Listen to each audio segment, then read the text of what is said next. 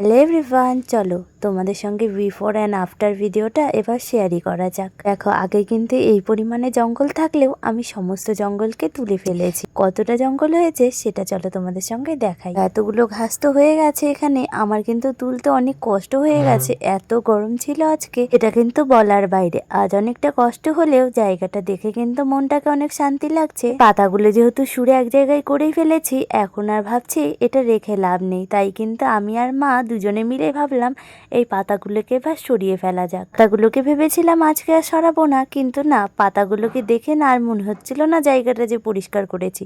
তাই আমার মা কিন্তু বলল, চল এই পাতাগুলোকে ফেলে দিই। পাতাগুলো থাকাতে মনে হচ্ছিল জায়গাটা হয়তো পরিষ্কারই হয়নি। পাতাগুলো যেই ফেলে দিলাম, সত্যি মনে হচ্ছিল এতটা পরিষ্কার যদি সবসময় রাখতে পারতাম তাহলে কতই না ভালো লাগতো। কিন্তু আমাদের বাড়িটা যেহেতু একটু বড়, তাই না এই চারদিক পরিষ্কার করে রাখা সবসময় সম্ভব হয় না। আমার এমনিও ডাস্ট অ্যালার্জি আছে, তার জন্য কিন্তু আমার সারাক্ষণ মুখে গোটা উঠেই থাকে।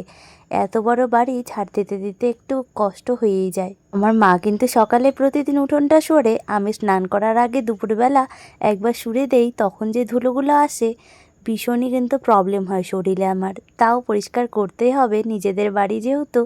আমি আর মা ছাড়া আর বাড়িতে কেউই থাকে না, আমার বাবা তো সারাদিন দোকানেই থাকে। গরমের দিন আসলে কিন্তু আমরা সবসময় চেষ্টা করি যাতে জায়গাটাকে আমরা ভালো করে পরিষ্কার রাখতে পারি। তাহলে জানোই তো, গ্রামের দিকে কিন্তু একটু সাপটাপ বেশিই থাকে, তাই কিন্তু সবসময় পরিষ্কার করে রাখারই চেষ্টা করি। তাহলে আজকের ভিডিওটি এখানেই শেষ করছি। তোমাদের কেমন লাগলো সেটা কিন্তু অবশ্যই কমেন্ট করে বলবে। লেগে থাকলে অবশ্যই আমার চ্যানেলটিকে সাবস্ক্রাইব করো। টাটা, দেখাবে নেক্সট ভিডিওতে।